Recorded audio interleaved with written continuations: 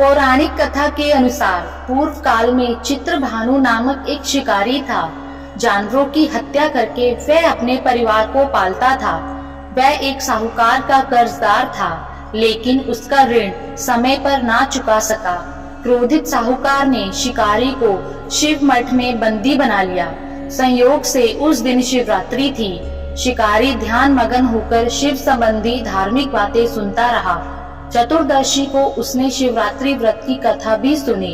शाम होते ही साहूकार ने उसे अपने पास बुलाया और ऋण चुकाने के विषय में बात की। शिकारी अगले दिन सारा ऋण लौटा देने का वचन देकर बंधन से छूट गया।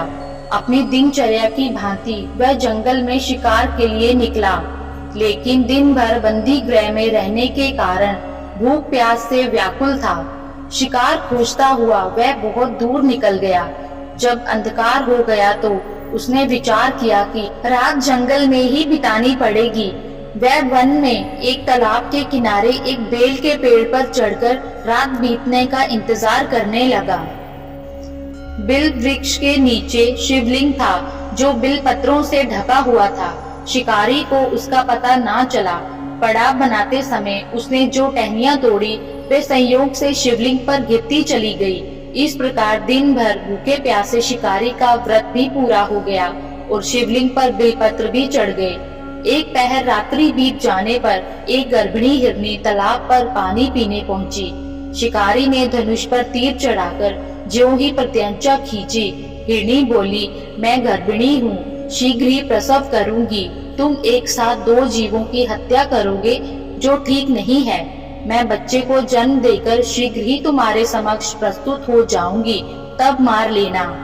शिकारी ने प्रत्यंचा ढीली कर दी और हिरनी जंगली झाड़ियों में लुप्त हो गई। प्रत्यंचा चढ़ाने तथा ढीली करने के वक्त कुछ बिल पत्र अन्यास ही टूटकर शिवलिंग पर गिर गए। इस प्रकार उसे अनजाने में ही प्रथम पहर का पूजन भी संपन्न हो गया। कुछ ही देर बाद एक हिरनी उधर से निकली। शिकारी की प्रसन्नता का ठिकाना ना रहा। समीप आने पर उसने धनुष पर बाण चढ़ाया। तब उसे देख हिरनी ने विनम्रता पूर्वक निवेदन किया, हे शिकारी, मैं थोड़ी देर पहले ऋतु से निर्वित हुई हूँ, कामातुर विरहणी हूँ, अपने प्रिय की खोज में भटक रही हूँ। मैं अपने पति से मिलकर शीघ्र ही तुम्हारे पास आ जाऊंगी। शिकारी ने उसे भी जाने दिया। 2 बार शिकार को खोकर उसका माथा ठनका। वह चिंता में पड़ गया। रात्रि का आखिरी पहर बीत रहा था। इस बार भी धनुष से लगकर कुछ बेलपत्र शिवलिंग पर जा गिरे तथा दूसरे पहर की पूजा भी संपन्न हो गई। तभी एक अन्य हिरनी अपने बच्चों के साथ उधर से निकली। शिकारी के लिए यह स्वर्णिम अवसर था। उसने धनुष पर तीर चढ़ाने में देर नहीं लगाई। वह तीर छोड़ने ही वाला था कि हिरनी बोली, हे शिकारी, मैं इन बच्चों को इनके पिता के हवाले करके लौट आऊंगी। इस समय मुझे मत मारो। शिकारी हंसा और बोला, सामने आए शिकार को छोड़ दूं? मैं ऐसा मूर्ख नहीं। इससे पहले मैं 2 बार अपना शिकार खो चुका हूँ।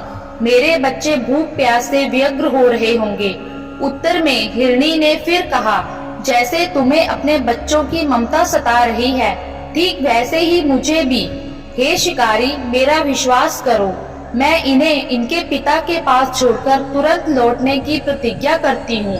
हिरनी का दुख भरा स्वर सुनकर शिकारी को उस पर दया आ गई। उसने उस मृगी को भी जाने दिया। शिकार के अभाव में तथा भूख प्यास से व्याकुल शिकारी अनजाने में ही बेल वृक्ष पर बैठा बेल पत्र तोड़ तोड़कर नीचे फेंकता जा रहा था।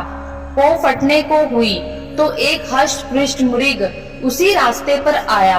शिकारी ने सोच लिया कि इसका शिकार वह अवश्य करेगा।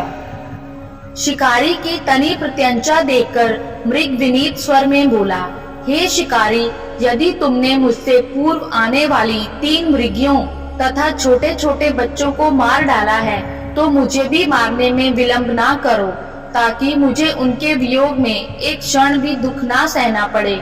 मैं उन हिरनियों का पति हूँ। यदि तुमने उन्हें जीवन दान दिया है, तो मुझे भी कुछ क्षण का जीवन देने की कृपा करो। मैं उनसे मिलकर तुम्हारे समक्ष उपस्थित हो जाऊंगा। मृग की बात सुनते ही शिकारी के सामने पूरी रात का घटना चक्र घूम गया। उसने सारी कथा मृग को सुना दी। तब मृग ने कहा, मेरी तीनों पत्नियां जिस प्रकार प्रतिज्ञाबद्ध होकर गई हैं, मेरी मृत्यु से अपने धर्म का पालन नहीं कर पाएंगी। अतः जैसे तुमने उन्हें विश्वास पात्र मानकर छोड़ा है, वैसे ही मुझे भी जाने दो। मैं उन सबके साथ तुम्हारे सामने शीघ्र ही उपस्थित होता हूँ। शिकारी ने उसे भी जाने दिया। इस प्रकार सुबह हो गई। उपवास, रात्रि जागरण तथा शिवलिंग पर बेल पत्र चढ़ने से अनजाने में ही पर शिवरात्रि की पूजा पूर्ण हो गई। पर अनजाने में ही की हुई पूजन का परिणाम उसे तत्काल मिला। शिकारी का हिंसक हृदय निर्मल हो गया, उसमें भगवत शक्ति का वास हो गया। थोड़ी ही देर बाद वह मृग सपरिवार शिकारी के समक्ष उपस्थित हो गया ताकि वह उनका शिकार कर सके। किंतु जंगली पशुओं की ऐसी सत्यता, सात्विकता एवं सामूहिक प्रेम भावना देखकर शिकारी को बड़ी ग्लानि हुई। उसने मृग परिवार को जीवन दान दे दिया। अनजाने में शिवरात्रि के व्रत का पालन करने पर भी शिकारी को मोक्ष की प्राप्ति हुई। जब मृत्यु काल में यमदूत उसके जीव को ले जाने आए तो शिव गणों ने उन्हें वापस भेज दिया था। शिकारी को शिवलोक ले गए। शिव जी की कृपा से ही अपने इस जन्म में राजा चित्रभानु अपने पिछले जन्म को याद रख पाए तथा महाशिवरात्रि के महत्व को जानकर उसका अगले जन्म में भी पालन कर पाए। मान्यताओं के अनुसार जो कोई व्यक्ति भगवान शिव जी की पूजा अर्चना करता है तथा उनको प्रसन्न करने के लिए व्रत रखता है तो भोलेनाथ भगवान उसकी सभी मनोकामनाएं पूर्ण करते हैं। शिव पुराण के अनुसार मासिक शिवरात्रि का व्रत रखने वाले स्त्री व पुरुष को मन चाहा वरदान मिलता है। कहा जाता है मासिक शिवरात्रि का व्रत भगवान भोलेनाथ को अति प्रिय है। मासिक शिवरात्रि व्रत रात्रि में पूजा क्यों होती है? पौराणिक मान्यताओं व शिव पुराण के अनुसार हर मासिक शिवरात्रि व्रत के दिन भगवान शिव शंकर जी की पूजा रात्रि के समय होती है। मान्यता है कि चतुर्दशी वाले दिन रात्रि के समय ही भगवान शिव जी का विवाह माता पार्वती जी से हुआ था। इस बार मासिक शिवरात्रि 13 सितंबर 2023 बुधवार के दिन किया जाएगा। इस विशेष व्रत को रखने वाले व्यक्ति भगवान शिव जी की पूजा अर्चना रात्रि के समय करते हैं, क्योंकि शास्त्रों में इस व्रत को अति उत्तम बताया गया है। इस बार चतुर्दशी तिथि 13 सितंबर को प्रातः काल जल्दी 2:21 पर शुरू होगी और 14 सितंबर 2023 को सुबह के 4:48 पर लगभग समाप्त हो जाएगी।